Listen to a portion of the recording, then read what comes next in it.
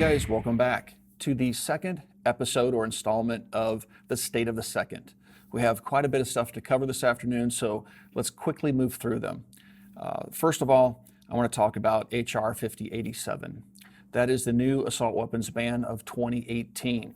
If you guys want more information from somebody that's actually a lawyer that's taken a look at this, please swing by and check out TGC News and their video on the Bill 5087. I'll put a link down below. Adam Kraut does a great job of breaking it down, but I'm going to quickly move through it here and urge you guys to contact your congressmen and your senators. Right now, it's a House bill, but this bill has been previously introduced by Dianne Feinstein in the past. She introduced pretty much the exact same bill in the Senate in 2017.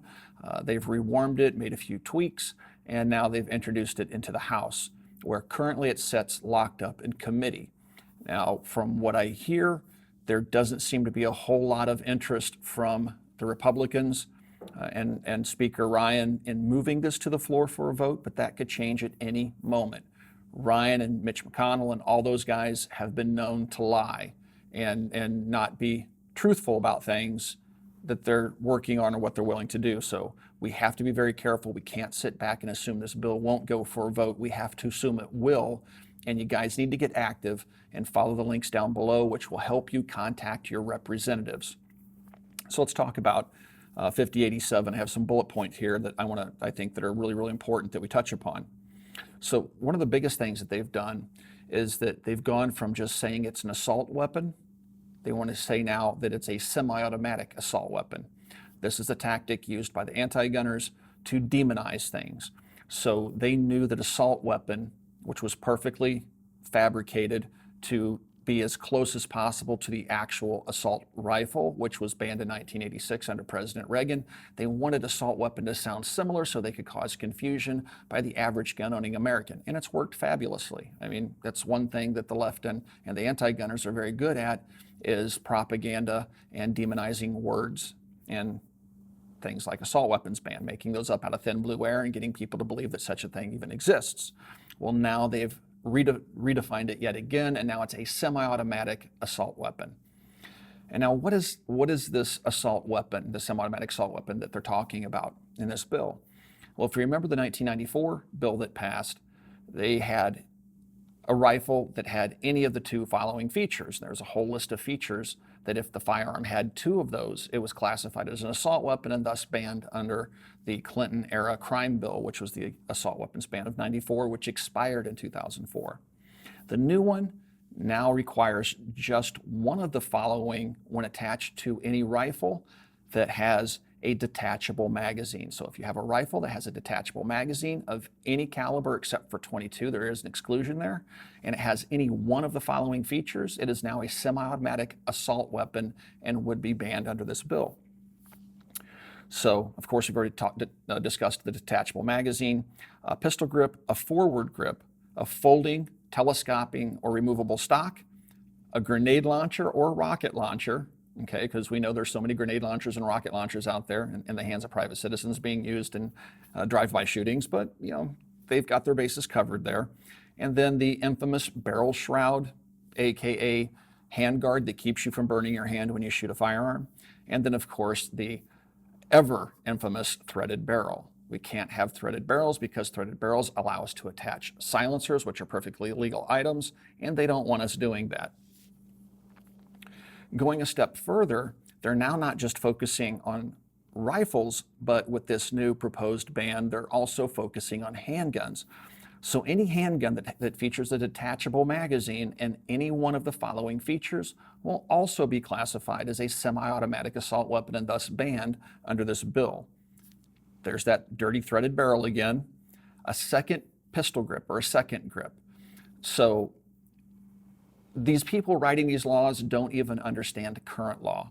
A handgun with a vertical forend grip that's separate from the grip itself that houses the magazine is already considered any other weapon, is already banned under federal law, and already requires a tax stamp to be even in possession of it. But these morons writing the bill didn't quite catch that, so a second grip is illegal, twice over now.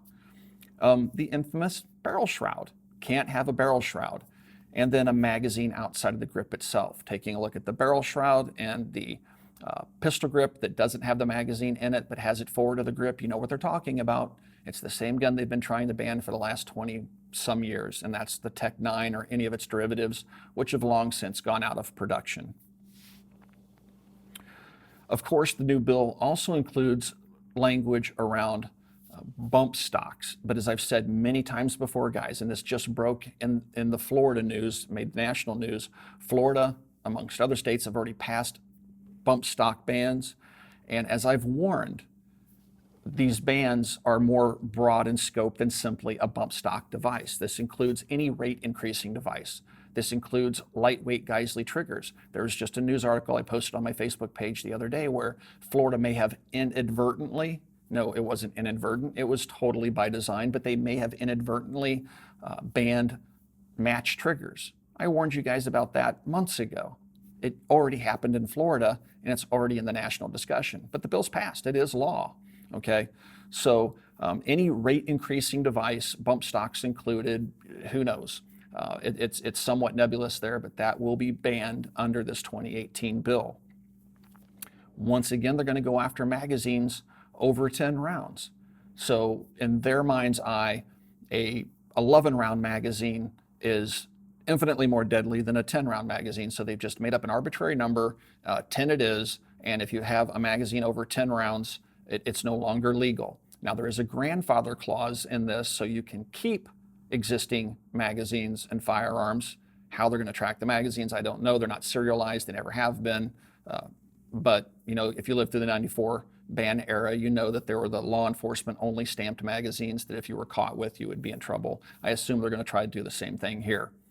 Now, the ban covers anything with a detachable magazine over 10 rounds. What is excluded are 22 rifles that feed from a tubular magazine.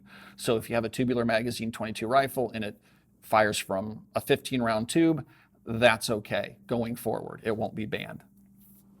So as I mentioned, the currently owned firearms will be grandfathered, but there's a stipulation here now. So now the Attorney General will be required under this law to track all assault weapons used in crime and keep a database of the guns and the people that use them in crime. But the grandfathered firearms and magazines will be left in the hands of their current owners. Now, if you go to sell a firearm that's grandfathered, you can no longer do individual face-to-face transfers. You can't gift it to a relative. You can't sell it privately to another person. You can't even loan the firearm, the banned firearm, to a friend to go hunting or shooting for the afternoon. If you want to do any of the above, you must go to a licensed firearm dealer, perform a NICS background check, and legally transfer that gun to their possession. That includes just loaning a gun to a friend or a family member. Okay, that's all covered in this new anti-gun bill.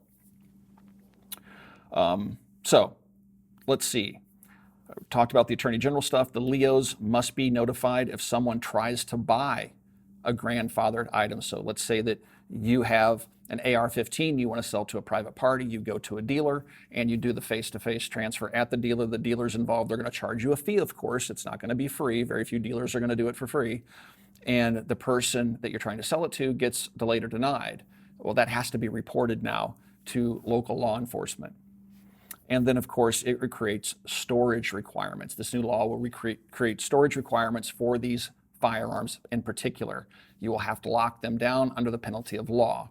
Now, again, if you want to get a more in-depth view of what this bill does, please swing by TGC News, check out their video dedicated to this topic. And Adam Kraut, again, is an attorney, and he's looked at it very carefully, and he warns everybody of the extreme dangers of this bill. We must stop it. Right now, our biggest enemy isn't just the anti-gunners, it's an apathetic firearms community. Most people sitting out there watching this video right now falsely believe that the Republicans are going to save them, that if this passes the House and the Senate, midterms are coming up, and there's a very good possibility that the Republicans may lose the House or Senate or both. If that happens, this bill will wind up on the desk of the president, and if you think he's going to save you, that's not a bet I would take.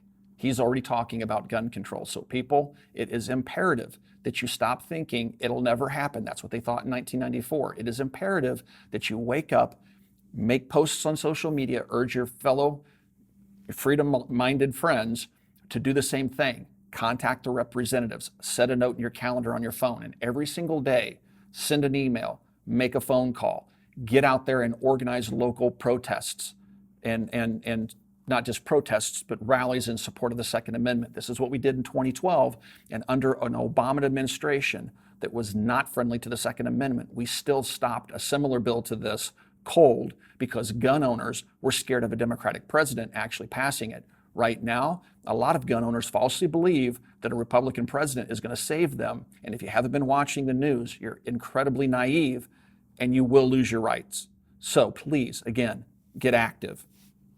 So that's the first part of the segment that I wanted to discuss in this current State of the Second episode. Now, if you guys have been watching the news, you'll realize just recently YouTube announced within the last 2 days new sweeping policies regarding what can and cannot be shown in video on the YouTube platform. This will go into effect in roughly 30 days. We're probably about 25, 26 days out as this video is being recorded. I've read that new policy over and over again, and here's what we know about it. YouTube is historically tight-lipped. They will not give specifics. They don't like giving specifics around their policies. They don't drill down to the minutia. They leave them very vague, broad, and open-ended for their moderators to interpret as they see fit. Keep in mind, YouTube recently hired over 10,000 new moderators, and they're using the Southern Poverty Law Center, a known far left-leaning activist anti-gun group, and those are our new moderators on YouTube who will be enforcing these new policies. So what does this new YouTube policy do? And here's just a quick overview. It bans any video that offers for sale or transfer of firearms between individuals. And that's not a real common practice, but if you have a firearm and you say, hey guys, I have this for sale, send me an email and let's make a deal, that's a no-go. YouTube will not allow that. They will absolutely not allow you to link to any of the prohibited items that may be sold through other sites. So I know a lot of gun tubers out there have sponsors and work with companies, and they link to these companies' websites, and that is a no-go. It's been a long-standing. This isn't new. This is something that I learned about when Hickok 45 got kicked off YouTube. That was what he was kicked off for. He was linking to Bud's Gun Shop, and that got him kicked off twice, but he got his channel back. He's big enough. If you're a smaller gun channel, YouTube, you have no voice with them, and they don't care. They're just going to ban you. 3 strikes, you're out, and you're not coming back. If you ever try to log in again and they catch you, they'll delete your new account as well. So you cannot link to any site that directly sells any of the prohibited items. And prohibited items, based upon AdSense, is anything like a pocket knife, an airsoft rifle, a BB gun, paintball guns, firearms, pretty much anything is prohibited. So that means you cannot link to sites like Amazon.com directly that sell any of those prohibited items. Amazon sells pocket knives and accessories for airsoft rifles. If you link there, you run the risk of losing not just that video and having your account struck, but losing your site or your YouTube channel in its entirety because, again, it only takes 3 strikes and they ban you for life on the platform. And that includes also linking to sites that sell magazines now. This is a new one for me. I don't remember them ever having said this in the past, but if you link to a site that sells high capacity magazines, and YouTube puts the cap at 30 rounds, not 10, but 30 rounds. So if you link to a site that sells magazines over what they define as a standard capacity magazine, which is 30 rounds, then your video is subject to strike and your channel is subject to being banned. They do not want us showing any instructions on how to modify firearms in any way. Definitely no 3D printed guns, 80% lowers. If you show that how you're manufacturing that 80% lower, more than likely that's going to be a no-no. You're going to get your account strike and potentially your channel unplugged. And that includes modifying anything that's firearm related, including the magazines. If you modify magazines in some way and you show it being done, that is grounds for an account strike and potentially losing your channel. They do not want you showing how to make homemade suppressors Homemade firearms, which surprisingly is legal under U.S. federal law. You can make your own firearm. You don't have to put a serial number on it, but YouTube says if you show yourself doing that, they will strike your account. And this includes silencers. So you can legally build your own silencer. If you file a Form 1, pay your tax, you can legally do it. But if you show yourself doing it on YouTube, you lose the video, lose your channel. And then, of course, no instructions can be posted on the installation of rate increasing devices. And it's muddy to me whether or not we can even show these rate increasing devices like bump stock, echo triggers, binary triggers. There's a question whether or not we as content creators can even show those being used. We definitely can't show them being installed, but we may or may not be able to show them being used. So there's a lot of gun channels out there right now that are in violation of these policies. Most of the gun channels I know have links in their video descriptions. If you want to keep your channel, when this policy goes into effect in less than 30 days, you're going to have to remove all those links. You also have to be careful now what you put into video. We honestly don't know what's going to get us in trouble and what isn't with regards to video content. I'm being told you can still mention companies, like you can say this handgun or rifle was made by Colt Manufacturing. You can even plug your local gun store if you want, verbally, but you can't link to them in the description below. So this is the new policy, goes into effect in 30 days. I really can't say much more about it, guys, because we don't know. We haven't had that policy enacted yet and actively enforced against our channels. But what it looks like and what the media has been reporting, and even it looks like to me, is a setup potentially to purge gun content and channels that produce firearms videos. So that's all we know at this point. It may not have any real sweeping changes after it goes into effect, or we may start seeing gun channels getting wiped out left and right. Spikes Tactical already had their YouTube channel unplugged, and this isn't even in effect yet. So we don't know what to expect. So that's all I can say on that front. But let's talk about the cultural war.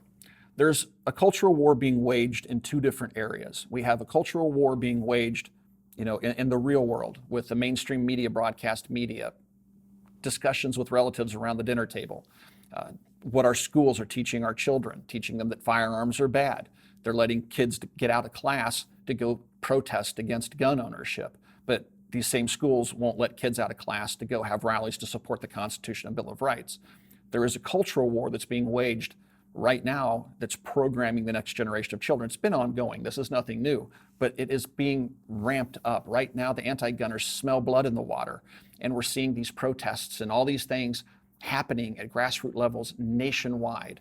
And we're losing that cultural war because we as gun owners aren't putting our foot down. I've put my foot down at my local school. When one of the teachers came to me and said my son was making this gesture in class, I told them I never want to hear that again, and they better not be telling my child that guns are bad. And I told my teacher that they know very well that I'm partners in a gun store. They know that I do gun channel, or I have a gun channel on YouTube. And I told them that they will not teach my children that firearms are bad. And I told her that my kid's going to go home right after school, pick up a Nerf gun, and him and the neighbor are going to be shooting Nerf guns at each other. And I don't want them telling my child that it's bad. But that's what's happening. Our children are being programmed in the real world. But now we also have a cultural war being waged online. And this is the one that's even more dangerous. So recently online, of course, we have the new YouTube policies that are coming down. But just yesterday, Reddit, a very popular forum for discussions. Reddit is read and used by millions of people globally. They just had a purge of gun forums within their site. They purged gun deals, guns for sale, brass swap, gun it forward, and secret sniper. They also posted their new rules around any types of discussion regarding firearms. And again, I'll put a link down to that announcement below in the description, but that's just another example of how we're losing the cultural war in real space, outside of the internet, and how we're starting to lose it online. We have YouTube that's cracking down on firearms content. They've cracked down on political commentary. Like him or not, Alex Jones has gotten account strikes simply for talking about things that didn't politically align with Google's political view and philosophical view of the world. We've had Laura Southern, she's been harassed. She's looking at different platforms now. I believe she's looking at BitChute. all these big social media sites, Facebook, for example, they just got in trouble because of data miners going through pulling data for political campaigns. We really have to make our voices heard with these large social giants, guys. We can't just say, well, screw them. That doesn't work that way. These sites are massive in scope, and whoever controls the flow of information controls the minds of the masses, okay?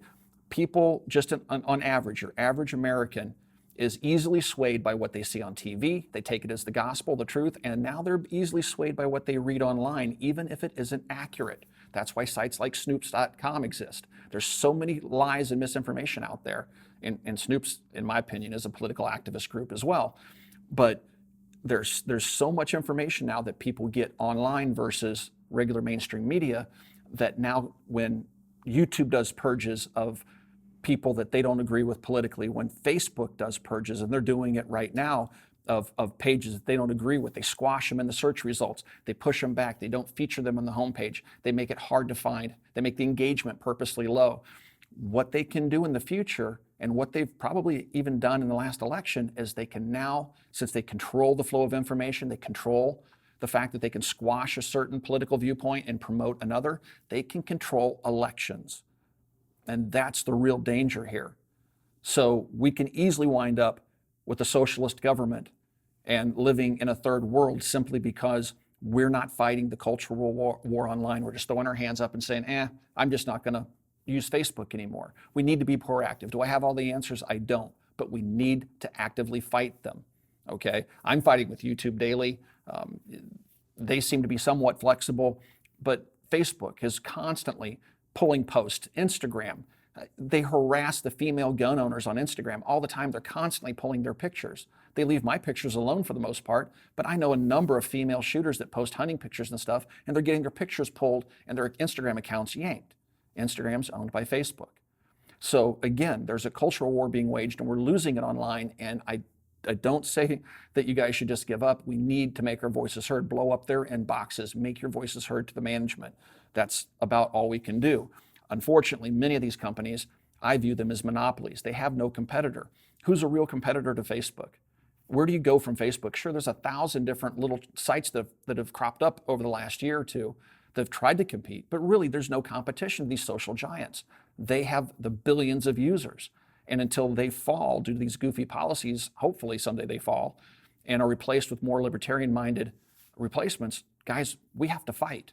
Otherwise, we will start to lose things like elections due to their political activism and them trying to control the flow of information. And that brings me down to the last point that I wanted to talk about, was the anti-gunners are emboldened by what they've seen so far. So with the national tragedies that have happened in Vegas and in Florida, the anti-gunners are motivating their base. You're seeing a lot of anti-gun forces working at the grassroots level. They're focusing less on the federal legislation, and they're focusing more at the state level. And that's why we've seen states like Massachusetts and Florida, New Jersey, they've passed bump stock bans and bans on 18 to 20-year-olds from buying firearms. And these bump stock bans, like I mentioned earlier in the video, the one in Florida, they inadvertently banned things like Geisley triggers, match triggers, because they increased the rate of fire. This is what I warned you guys would happen. It's being worked on right now with President Trump, the BATF, and the NRA. They're working actively to get the ATF to regulate, make a law out of a regulation to do the exact same thing in all 50 states. But right now, the states are falling one by one because Bloomberg is financing a lot of this, and Soros, and this new March for Your Lives nonsense. We're having that battle being fought right here in my little town of Valparaiso, Indiana this weekend. But those protests are taking place all over the country on the 24th. And those are all funded by anti-gun forces that have infinitely more money than even the NRA has. So we need to be active, people. We need to get up off our rear ends and go to these and protest these protests and make our voices heard. If you sit back and think that my voice is going to change something, that a single gun rights organization is going to change something, just give, Gun Owners of America or NRA or somebody money, and that's all you have to do to preserve your liberty, you're horribly mistaken. You need to get up, get off the couch, put the beer down, and start going to these protests, these rallies, and call your congressmen and your senators. the president blow up his inbox, and of course now you have to worry about the state level because so many states are passing these laws based on these grassroots efforts by the anti-gun forces that again are giving up at the federal level. Illinois is another state that's working on a bump stock ban.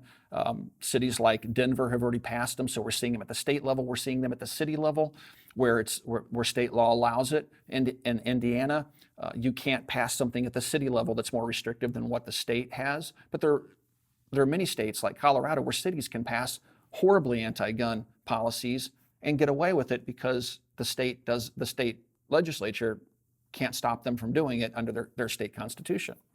So the March for Your Lives stuff is going on this Saturday, guys. Please get out there, counter protest, make your voices heard, be polite. The March for Your Lives thing is going to have a lot of children being pushed by their parents to be doing these protests and carrying banners. Be polite, but please go out and show your support for the Second Amendment. And lastly, I just want to say that the Republicans aren't going to save us, and as evidence of that, the Republicans have inserted the NICS fix, which is the NRA's baby, into an omnibus funding bill. And Speaker Ryan and McConnell even said that they would not let the NICS fix go to the floor for a vote without the attached national reciprocity. It's a bold-faced lie. They just put it into a funding bill, and they're going to allow it to go to the floor for a vote. So they are lying to us, people. It goes back to me saying not trust the Republicans. They're not our friends. The Republicans have done just as much damage to our Second Amendment rights as the Democrats have. Neither party is innocent of that. And right now the Republicans are screwing us over, and you can't sit back and think that they're going to save you. They're actively trying to pass gun control. And there'll be links down to that below so you can get more information for yourself. So, and this, by the way, the NICS bill, if you've been following what's happening online, Daniel's Defense came out, Marty, the owner, CEO, came out and made a public statement saying that they support the NICS fix and urged all of their customers to go support this bill. The outcry from the public was so deafening that they immediately did a 180, and Marty posted a retraction, which they always seem to do, and he now does not support the NRA-backed NICS fix and says it's a horrible piece of legislation and they will fight diligently for all of our Second Amendment rights. That should send a loud and clear message to gun owners and the NRA that we don't want that law. It is a bad piece of legislation. All it does is harass innocent gun-buying Americans. So please don't think that the NICS fix fixes anything. All it's going to do is catch more of you up in a 3-day waiting period. It has a 98% or higher failure rate with false positives. They're just going to expand that, and more Americans are going to have waiting periods. And that's all it does. It's bad legislation. So don't support it. Guys, that's all I have for you in this episode of The State of the Second. If you guys have any ideas or questions, you can always post those questions down below. If you'd like to support us here at the Military Arms Channel to continue our efforts, we're active, very active politically. And of course, if you like to watch our content when we're doing videos about firearms, the best way to do that, guys, is to support us through Patreon. YouTube has demonetized us along with a lot of other different content creators, and we don't earn money from them. They'll run ads on our videos, but our revenue is so insignificant it's not even worth mentioning. So Patreon has become how the Military Arms Channel and many other channels are now sustaining themselves and are able to grow. We're going directly to our viewers who support us. For just as little as $1, you can support us directly to help us keep growing, keep us fighting for the Second Amendment rights. But don't just support us, support your other content creators that have presence there on Patreon. Hickok 45, Iraq veteran. There's so many people over there now. Please go over, check it out, and consider supporting them as well. Also, you can swing by and check us out at Copper Custom, which is coppercustom.com. It's our online store. We have a lot of great products, great prices. And also, please swing by and check out full30.com.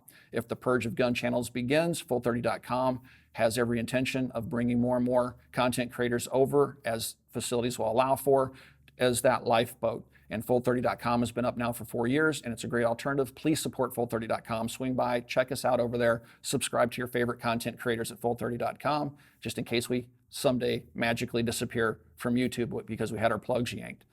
10 years we've been doing this, guys. Thank you for 10 years of support and watching us for those 10 years, and we'll talk to you guys soon.